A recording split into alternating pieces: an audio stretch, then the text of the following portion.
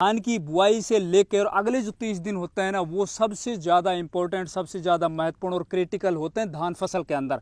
इन दिनों के अंदर जो किसान अपनी फसल में अच्छे से फर्टिलाइजर मैनेजमेंट कर लेता है, उन खेतों के अंदर तूफानी उत्पादन निकलता है। और जिन खेतों के अंदर किसान थोड़ी सी भी लापरवाही कर जाता है, उन खेतों का उत्पादन है 100% डाउन हो जाता है, डिक्रीज हो जाता है। तो आज इस वीडियो के अंदर अपन बात करेंगे धान की बुआई से लेकर अगले 30 दिन तक हमें कौन कौन से खाद किस अवस्था के अंदर देने हैं, और धान के एक पौधे से ज्यादा कल्ले निकालने के लिए हमें क्या कुछ करना है। तो भैया वीडियो बहुत ही इंफॉर्मेटिव है, प्लीज वीडियो को स्किप मत करना। तो साथियों, सबसे पहले अपन बात करते हैं धान की फसल के अंदर किन किन पोषक तत्वों की आवश्यकता पड़ती है। तो भैया देखिए, सबसे पहले जो 3 मुख्य पोषक तत्व होते हैं, डीएपी, यूरिया, पोटास, जिनसे फास्फोरस, पोटेशियम और नाइट्रोजन मिलती है, इनकी आवश्यकता तो किसी भी फसल को सबसे ज्यादा पड़ती है। अब डीएपी जिससे फास्फोरस मिला है, मैंने आप लोगों से पहले वीडियो के अंदर बताया था कि भैया डीएपी और पोटास है, उसकी पूरी मात्रा आपको कद्दू करते वक्त दे देनी है। और उम्मीद करता हूं आप लोगों ने जैसे अपने खेत की तैयारी की थी कद्दू करते वक्त, उनकी पूरी मात्रा अपने खेत के अंदर दे दिया। इसके साथ बहुत से किसानों की क्वेरीज थी, उनके दिमाग में एक बात थी कि भैया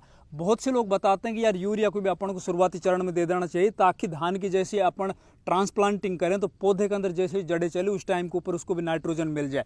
तो भैया जो डीएपी अपन ने दिया है ना, देखिए डीएपी के अंदर 18% नाइट्रोजन होता है, 46% होता है फास्फोरस।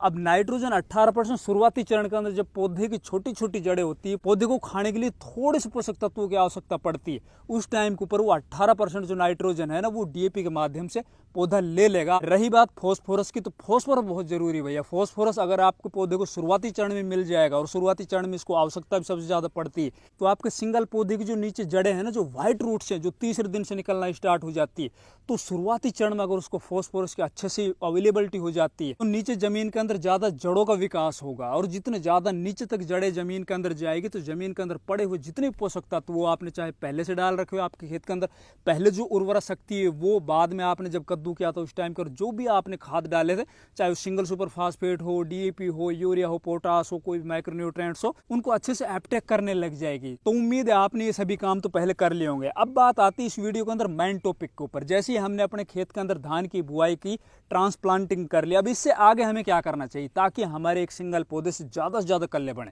तो भैया देखिए, DAP, potash, single super phosphate जैसे खाद तो हमने शुरुआत में बेसल डोज में दे दिए जब हमने कद्दू की थी। अब हमारे पास उन 3 मुख्य पोषक तत्वों के अंदर से कौन सा खाद बचा है? हमारे पास बचा है नाइट्रोजन।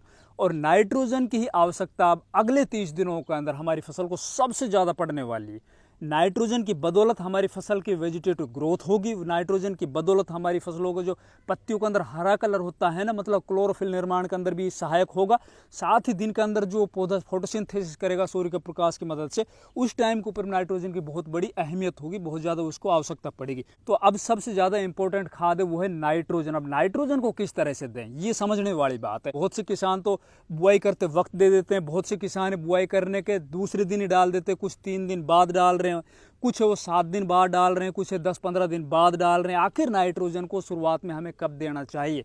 तो देखो भैया, सबसे पहले कॉन्सेप्ट क्लियर कर लो। जैसे ही हम धान की नर्सरी से निकाल के पौधे को लेके आते हैं अपने दूसरे खेत के अंदर, जब उसको ट्रांसप्लांट करते हैं, तो अगले लगभग 3-4 दिन तक तो हमारा वो पौधा है ना, वो बेहोश होता है, बिल्कुल एक तरह से कोमे में होता है, उसको कुछ चीज की आवश्यकता नहीं पड़ती है। तीसरे दिन से उनकी जो नीचे जड़ें हैं ना, वो नई निकलनी स्टार्ट होती है, जो व्हाइट रूट्स है ना, वो पौधे को चौथे दिन 5वें दिन जाके थोड़ा बहुत चेत होता है, वो खड़ा होता है कि भैया मैं भी कहीं पे हूँ।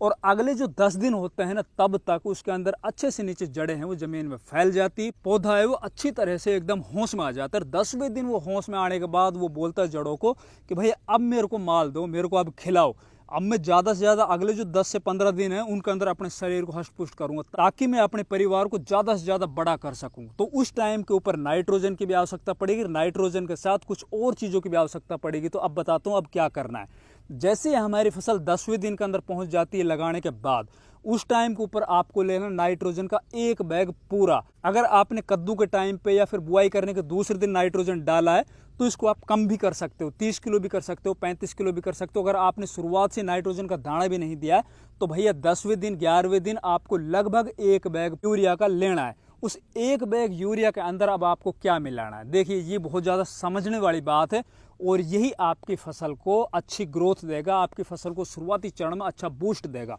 इसके अंदर आपको 10 किलो जिंक सल्फेट जो 21% वाला आता है, विशेषकर बता रहा हूँ आप लोगों को 21% वाला, क्योंकि 33% की तुलना में मेरा खुद का अनुभव है 21% वाले के रिजल्ट हमें ज़्यादा देखने को मिलते हैं। 21% वाला आपको 10 किलो जिंक लेना है और इनके साथ आपको जो फर्स्ट डोज है ना यूरिया की, वो बता रहा हूँ मैं आप लोगों को, 1 एकड़ का आपको पूरा ये मात्रा बता रहा हूँ इन दोनों तीनों चीज़ों का। इनके साथ आपको लगभग 3 किलो सल्फर ले लेनी है भैया 80% वाली। इसके साथ अगर आपने शुरुआत में बुआई करते वक्त, बुआई करने के दूसरे दिन या तीसरे दिन क्लोरोपाइरीफॉस पानी के साथ चलाया है तो बहुत अच्छी बात है।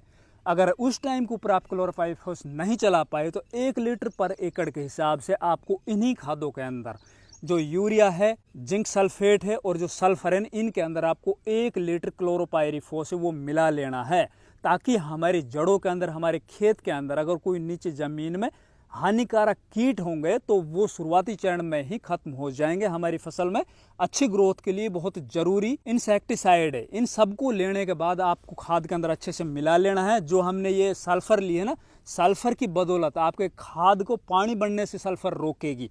दूसरा, सल्फर का इस टाइम के ऊपर काम है वो बहुत ज़्यादा बढ़ जाएगा। एक तरह से ये फंजीसाइड का भी काम करेगी। दूसरी तरफ आपका खेत अगर लॉक हो चुका होगा ऊपर से, क्योंकि धान के खेतों के अंदर पानी भरा रहता है, बहुत से खेतों कलराठी मिट्टी होती है, उनके अंदर पानी को अच्छे से वो मिट्टी सोख नहीं पाती है और ऊपर ही वो रोक लेती है पानी को। एक तरह से ऊपर से वो जमीन हमारी लॉक हो जाती है, तो उस लॉक को भी तोड़ेगा। जमीन के रोम छिद्र है ना, उनको भी खोलने में बहुत ज़्यादा मदद देगा और साथ ही अगर आपकी जमीन का पीएच लेवल थोड़ा हाई होगा उसको भी मेंटेन करेगा। तो सल्फर का भी बहुत बड़ा योगदान इस टाइम के ऊपर। इन सबको मिलाकर अपने खेत के अंदर आपको छिटक देना है। छिटकते वक्त आप कोशिश कीजिएगा भैया खेत में पानी है ना वो बिल्कुल कम होना चाहिए। ऐसे आप लोगों को बता देता हूँ भैया, धान के अंदर सबसे ज़्यादा नाइट्रोजन डाला जाता है, सबसे ज़्यादा यूरिया डाला जाए, तो उसके पीछे का सबसे बड़ा कारण ये है कि आधा जो खाद हम डाल रहे हैं ना, चाहे यूरिया हो या कोई भी पोषक तत्व अपन डाल रहे हैं ऊपर से पानी के अंदर, वो आधा तो लीच डाउन हो जाता है, वो नीचे चला जाता है, वो कोई काम का नहीं होता है। कोशिश कीजिए इस टाइम के ऊपर थोड़ा खेत के अंदर पानी कम हो, उस टाइम के ऊपर आप अपने खेत के अंदर इसको छिटक दीजिए। अब ये काम करने के लगभग 10 दिन के बाद, जैसे आपकी फसल लगभग 20 दिन की, 22 दिन की हो जाती है, तब तक आपकी फसल है ना वो देख लेना एकदम तंदुरुस्त, एकदम हेल्दी और हरी भरी हो जाएगी उस टाइम के ऊपर। फिर अपन को यूरिया की दूसरी डोज लेनी है। अब दूसरी यूरिया की डोज के अंदर हमें क्या लेना है, अब लगभग 35 किलो से और 45 किलो के बीच में, मतलब 1 बैग तक आप ले सकते हो यूरिया का। इसके साथ आपको लेना 10 किलो मैग्नीशियम सल्फेट। अब जिंक सल्फेट हमने शुरुआती चरण में दे दिया फर्स्ट डोज में, दूसरी डोज के अंदर अपन दे रहे हैं मैग्नीशियम सल्फेट। इसके साथ आपको 10 किलो लेना है फेरस सल्फेट। इन सबको मिलाकर अपने खेत के अंदर छिटक देना है।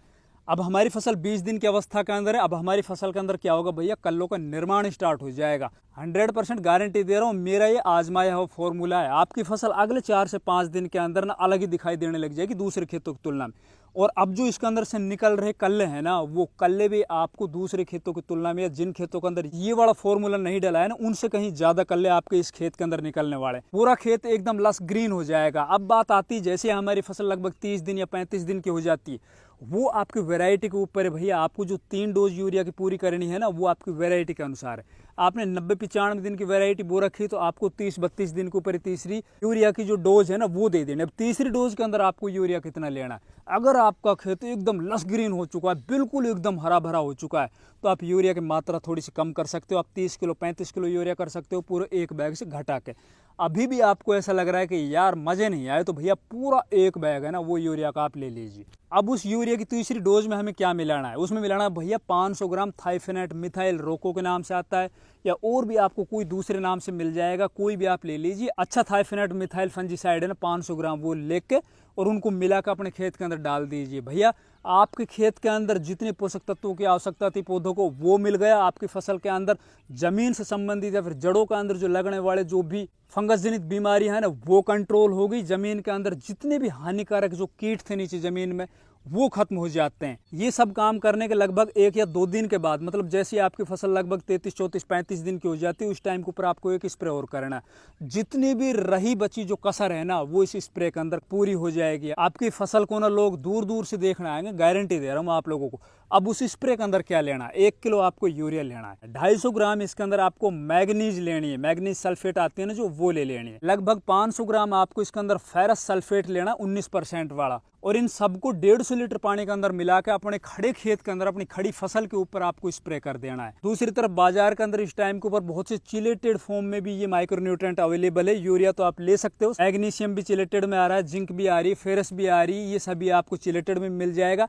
अगर आप ज़्यादा खर्च नहीं करना चाहते हो तो भैया थोड़े खर्च के अंदर बढ़िया रिजल्ट लेने के लिए मैं अभी जो आप लोगों से बताया, 1 किलो यूरिया लीजिए, 250 ग्राम मैग्नीज लीजिए और 500 ग्राम फेरस सल्फेट ले लीजिए। इन सबको 150 लीटर पानी के अंदर मिला के अपनी खड़ी फसल के ऊपर स्प्रे कर दीजिए।